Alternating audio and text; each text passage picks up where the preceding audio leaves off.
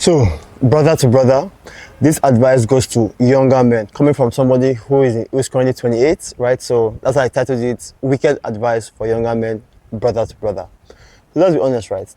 The world is not easy on men, right? We try to create this world where, men and women are equal. But in reality, we aren't. As a man, you have to build yourself. As a man, if you don't build yourself, you're treated as a piece of shit in society, right? So, a couple of advice I'll give to you, right, coming from your perspective, right? So, the first thing I'll give to you is, as early as possible, be intentional about your life. This is not your typical self-improvement advice because, let's be honest, right? When we say being intentional about your life is like this.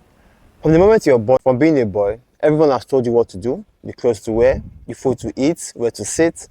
But as early as possible, become very, very intentional because if you kind of realize it, right, all those little ideas like, oh, you're born, go to school, college, job, a degree, a family, and for you know it's your death. I think I might mix it somewhere up. You see, that life will lead you to a life of mediocrity. That's a life that you did not choose for yourself. But what happens when you become intentional about yourself? You begin to set goals for yourself. You begin to think, and that's where the foundation of a man is. Your intention, your ability to think and say, you know what?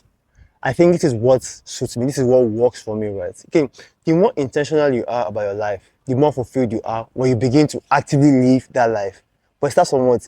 Being intentional. Where at first you're born into an identity you have no idea about. But it's your choice.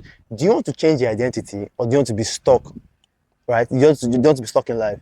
Second advice I'll give to you here is it's about women, right? As you're young, let's be honest, if you're around 18 to 25, right? You get to realize that most of the distractions will come from women. A lot of them come from women, right? You want to date a very hot girl right now. You want to jump into relationships. Harsh truth, young men, relationships are a very, very big waste of time. They are a very big waste of time because whether you like it or not, as you're young, you're supposed to be focusing on excellence, focusing on building yourself. And this advice came to me struggling from my father. My father used to have a saying that, son, the beautiful girls are not yet born. What he basically meant was that, and it hits me hard because he says that, boy, when it's time for you, when you have leveled up, when it's time for you to find a wife, you get to realize that that lady who you were lusting over at age 18, at age 20, she won't really be as beautiful as the ones you're seeing right now. What that means is, bro, level up. Beautiful women they are in massive supply, right? There will always be new beautiful women as time goes on. Then, speaking of women and dating, right? If you kind of realize this, thanks to like self-improvement, thanks to like dating gurus, they have overcomplicated the dating scene, right? And this is why I tell you that, bro, mentors are very, very important. The real dating advice is, one, be confident in yourself. You look good, right? You look good. You can provide because what's the point of dating if it's not to marry? And when you marry, you're going to provide as a man, right? So at least work on your confidence, work on yourself first because here's a harsh truth. And it's something my father also told me that the wife you're going to choose, right, is going to come from the person you are in your head, right? What that means is, if you're choosing a body, it means that something in your head is making you choose a body, and it's coming from your identity.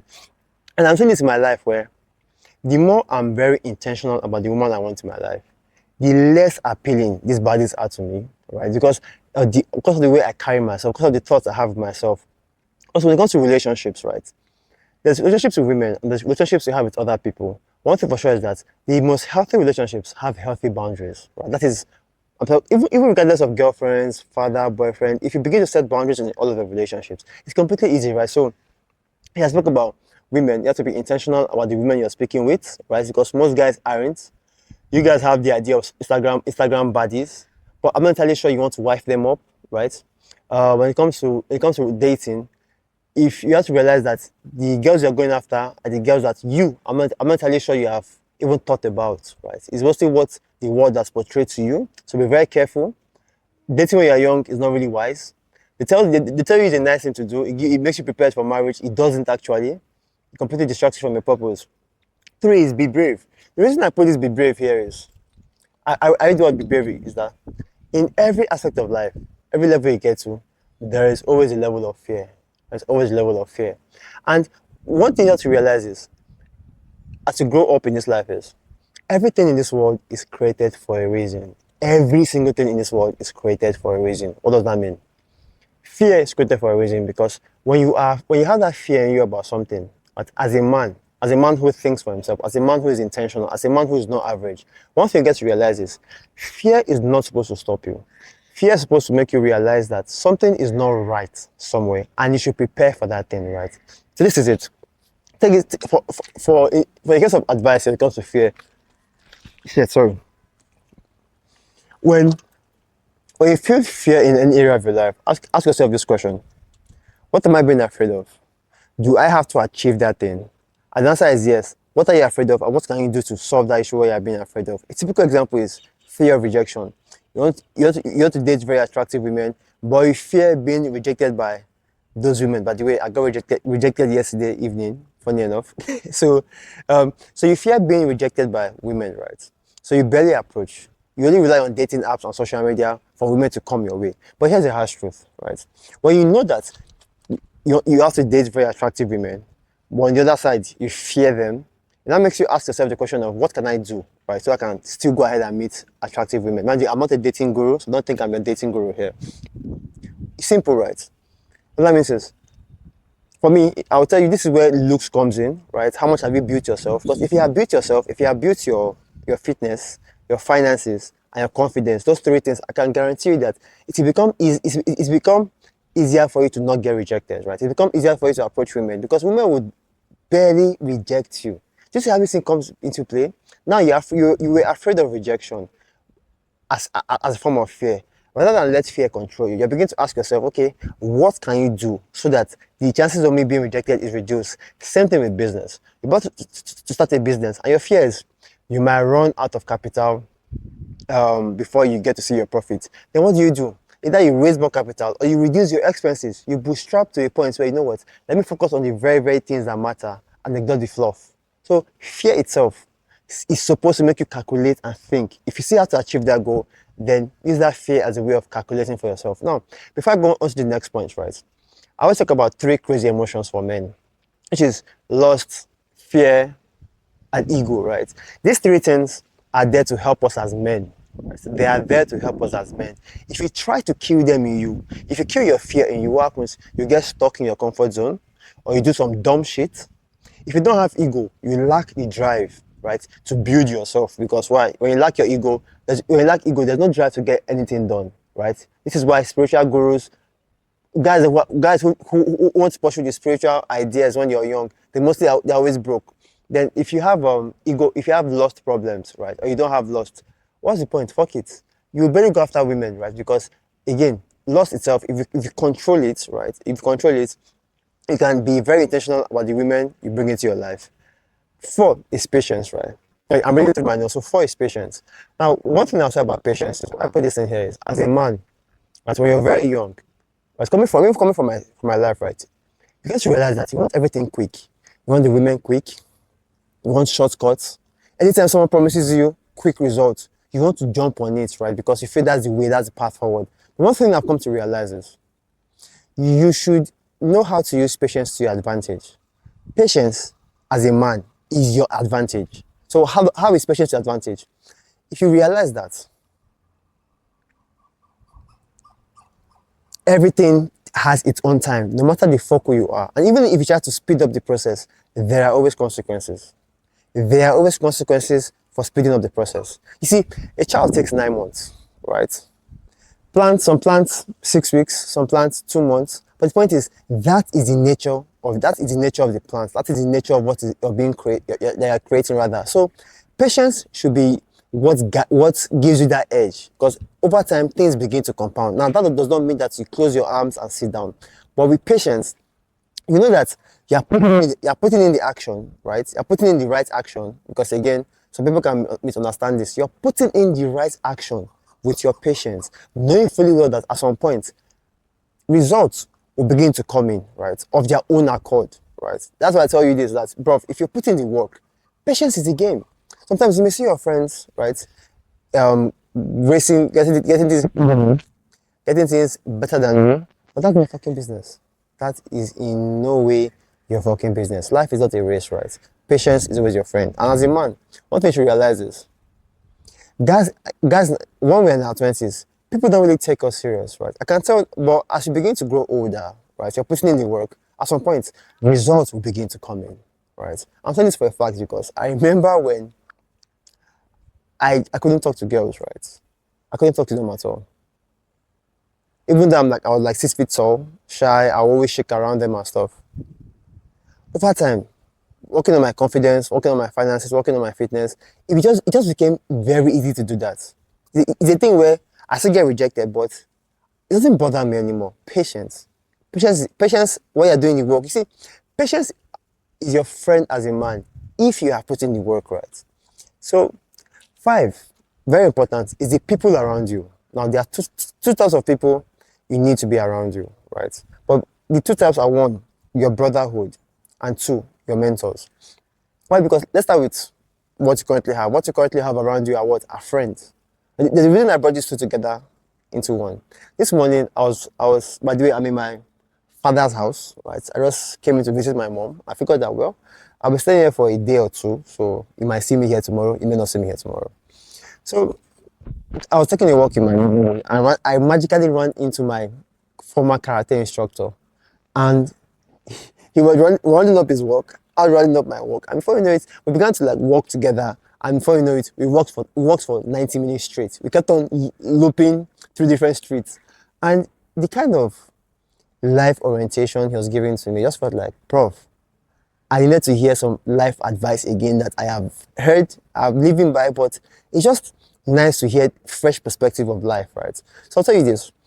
When it comes to mentors, most of your friends, most of the people you call your friends, they are just living out life, figuring things out. For a typical example is if you're 18, your friends are also 18. They were never 18 before you, right? But the guy who is 25, 27, he was once in your stage a few years ago. Things have not really changed. So mentors don't have to be this 40-year-old man, 80-year-old man. Mentors are people who are just ahead of you in any domain of life. You need them because that is the real shortcut to life. They help you get to where you want to go to safely, right? Yeah, they may give you faster tips, right? But guess what? Your journey has to still move regardless. You still have to move that journey, even though they get you faster, right? I told you patience should be your goal. And still, regardless, you still have to move further than them. Even though they get you to your goal faster, you still have to go further and lift people up. Now, to your brotherhood, life itself could be kind of like boring, right? Again, I'm somebody who likes to go life solo, right? But ever since I began to adopt the idea of a brotherhood, that's why my community is there.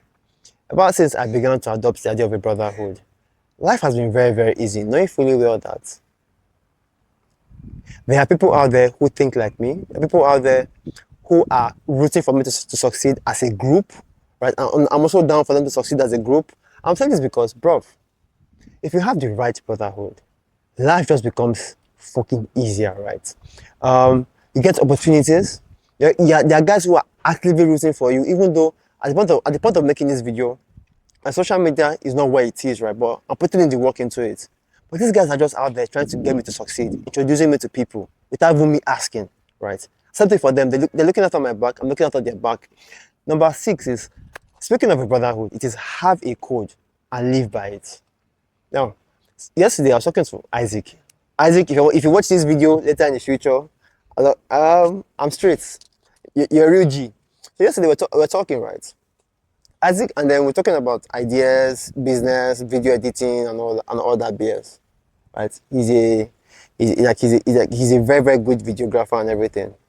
And then he was talking about a story of how his girlfriend wanted to help her friend to secure accommodation. So she invited her friend over to my guy's place, Isaac's place, right? But you see Isaac on our podcast, so Isaac, sorry for this. And this girl began to try to seduce Isaac, right? So while I was talking, I was like, I said, bro, this thing is too close to home. Immediately I said that, he was like, bro, I give you that respect. Because what I'm going to is, no matter how we play about promiscuity and all that, you should have a code you live by. You can't be sleeping with, you can't be having an affair with what? Your girlfriend's friend, your girlfriend's sister. It's an insult to you. It's an insult to the person you're dating. And trust me, and this is why I like Isaac, because he has proper judgment, right? And he was like, bro, you respected me more for making that statement. Again, when you have like a bro code, right? And you have to know guys who live by that bro code. whether you like it or not. So your principles are there to guide you towards life, right? Again, if you're intentional about life, along the way, you're going to come into ideas, values, beliefs, principles that are supposed to help you as a man. 7, respect. You have to earn respect as a man. You earn respect as a man by doing the work and showing results, right? That's how you earn respect. Again, the more respect, the respect is also a way of realizing how much you as a man you have done for yourself. Because here's a harsh truth: as a man, nobody owes you respect, right? You can't just command respect. Respect is what you get after you have played your part, right? That's why if you notice, people don't really respect men in their 20s. But when you get to your 30s, you have played the game of patience, you have put in the work, you have taken the action. Guess what? People begin to respect you, right? The people begin to show up for you regardless. So I'll tell you this: respect, something that you have to earn as a man. You have to wear it as a badge of honor. And self-respect, that is respecting yourself, right, is even much more attractive than you can ever consider. Then I'll say, you know what? Let me hold my phone. 8, no excuses. Take full responsibility, right? You see, while we are young, it was easy for us to maybe blame other things, blame our surroundings for our growing up and shape, right? Blame our parents, blame society, blame the government. But at some point, you basically have to take responsibility for your own life, right? And whenever why this is so helpful is that when you begin to realize that your success is based on your own hands and your failure is based on your own hands, it begins to make you realize that, okay, life is a game. How do I win? Your mind begins to open up to answer questions that will help you avoid embarrassment because you are not thinking. When you take responsibility, it helps you realize that, okay, you know what? Let me focus on things I can control, right? If, a typical example now is someone disrespects you. You can't control that person, right? But if you respect yourself, you can avoid that person, right? At all costs. No excuses, take full responsibility for your life. 9, get rid of your distractions. As a younger man, your major distractions are going to come from social media, women, friends.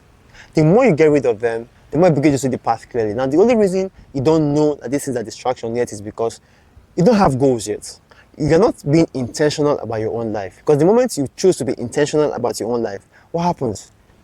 You begin to realize that, holy shit, this thing has been a distraction all along. I can guarantee you, you're probably on your phone 4-5 hours a day, right? Watching random videos up and down, right? Hijacking your brain.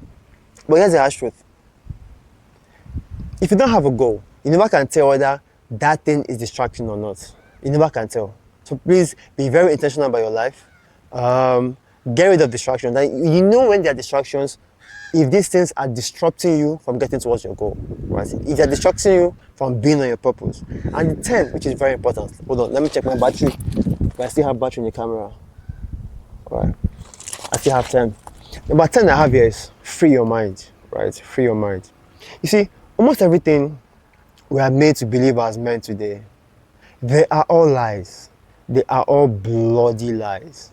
Lies that are used to control us, right? From education, right, to women, to marriage, to churches, to religion, almost everything is a lie. Now, it's not my job to sit you down and say which of them are lies, because it could be like I'm selling an agenda to you. No. I want you to begin to ask questions. Ask questions to the point where the answers begin to make sense to you. Question everything. Free your mind from propaganda. Why should free your mind is, when you keep having these lies in your head, they create blind spots for you. And when you have blind spots, you really cannot achieve so much in life. You really can't achieve so much in life, right? So go out there, ask questions, free your mind. It's like, okay. Again, be very, very observant, because I tell people this now. People are angry about the red pill. I'm like, why are you angry at the red pill, right? If you're okay, if you're normal. You see, people don't like the red pill because it makes you wake up. It makes you begin to see things for the way they are, reality for the way they are. You see, when you know how things are the way they are and why they are the way they are, you can then become more intentional about your life.